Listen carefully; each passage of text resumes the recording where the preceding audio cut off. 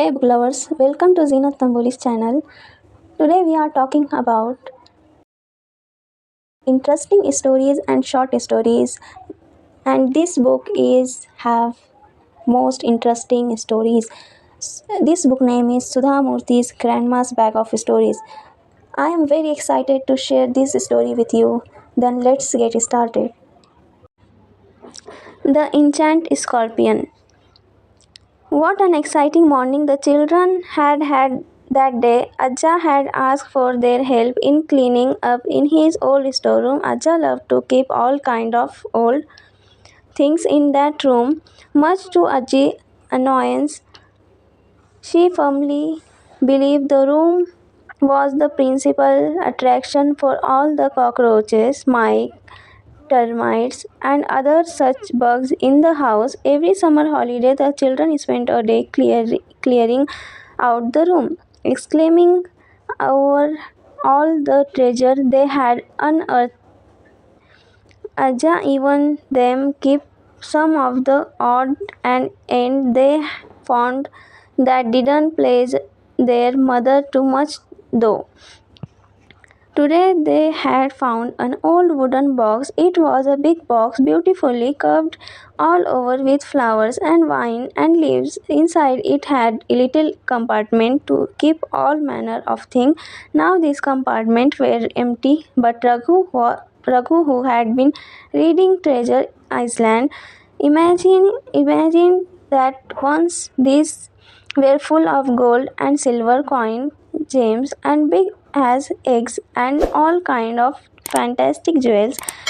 After exclaiming the box thoroughly, the children decided that the day story had to be about lost treasure. Ajay, who knew a story about anything under the sun, started right away.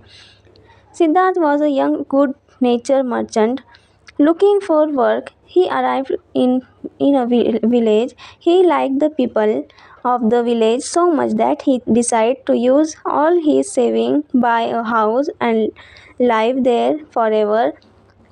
While searching for a house, he met Uday. Uday was a poor man. His family had once been extremely wealthy landowner but were now not so well off. Uday was looking to sell his old family mansion in order to pay off his family's loan. Siddharth loved the house Uday showed him and bought it immediately. Then he set about repairing the mansion, which was in runs. As he dug out the old flooring, he found a sealed box buried underground. When he opened it to his surprise, he saw it was filled with scorpions. He flaunted the box away in fright. That evening, he went to visit the wisest man in the village and asked him. The wise man thought for a while, then said, "Perhaps Uday's ancestor hid some money in that box and buried it to be used when someone in the family needed the money. Over the years, they must have forgotten about the existence of the box." Siddharth was still puzzled, but the box contained scorpion. He said, "Not money." The box man smiled. "The box is protected by an old spell. If it is opened by anyone other than a family member, it will appear as if it is swarming with scorpions.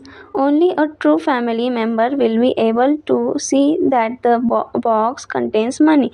Siddharth was sad to hear this story. He remembered the tears that had sprung up in Uday's eyes as he had looked back at his ancestral house for one last time before leaving the village. If Only he had known about the hidden treasure, he would not have had to sell the house. When Siddharth reached home, he decided to keep the box safely till someone from Uday's family came to claim it. To make sure that the box was taken only by a true descendant of Uday's family, he took four scorpions from the box and hung them in a four corner of his newly opened shop. All his customers would comment when they enter the shop, Siddharth, are you mad? Why have you hung a dangerous insect in your shop? Do you want to scare away shoppers? Siddharth would only smile. He knew his good were the best for miles. Around the people would come to shop at his store, scorpions or not. Gradually, the shop came to be known as the Scorpion Shop, and the villagers laughed at him behind his back, but Siddharth did not care. Many years passed. Siddharth was now a middle aged man with a wife and children and enough money, but he had one regret. No one had come to claim that box. One day, a young boy walked into the shop and said, Sir, I have heard from many people in the village that you are wealthy and after often help those in need. I had to stop going to school because I could no longer pay my fees. Could you please lend me some money so I can finish my study? Siddharth shook his head sadly. The villagers have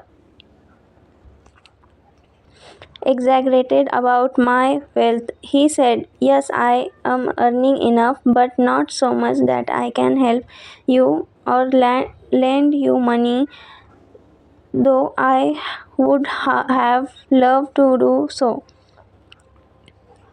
The boy flared up in anger when he heard this. Sir, if you do not want to help me, please say so openly. Why do you lie? You have so much money that you don't know what to do with it.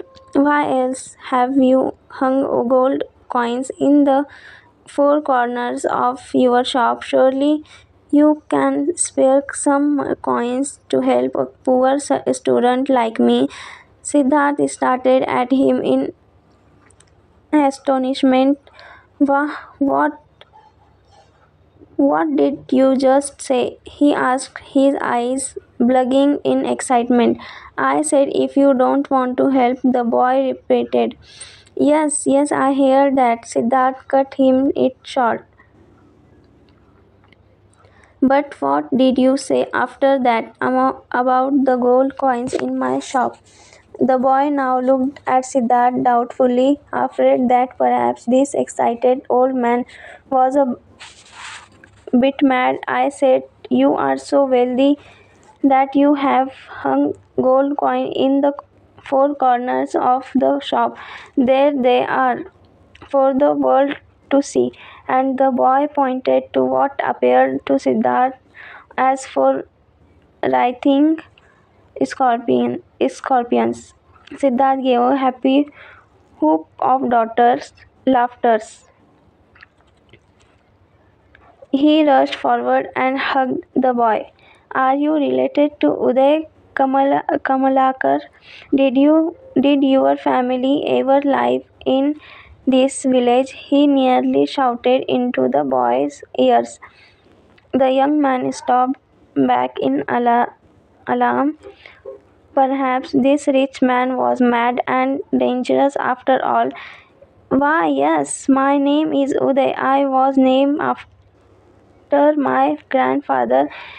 His family lived here for many generations. Then, when they fell on hard time, my grandfather sold his old house and moved.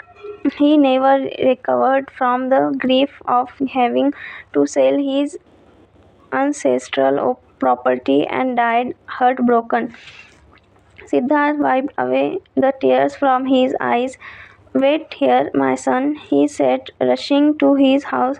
He came back with the old box and gave it to the young boy. Go on, open it and tell me what you see, he chuckled.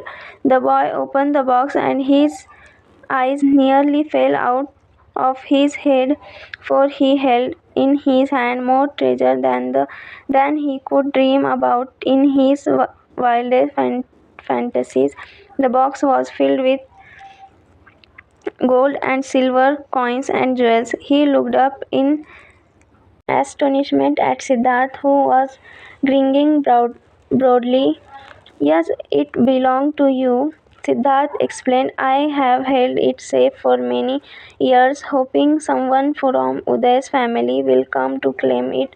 Your troubles are now over. Go home, use the wealth of your ancestors judiciously, and do well in life.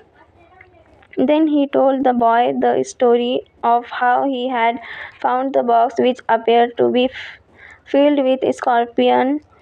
To anyone who did not belong to Uday's family, Uday was amazed. When he heard the story, he offered Siddharth half his wealth is in gratitude, but Siddharth would hear none of it.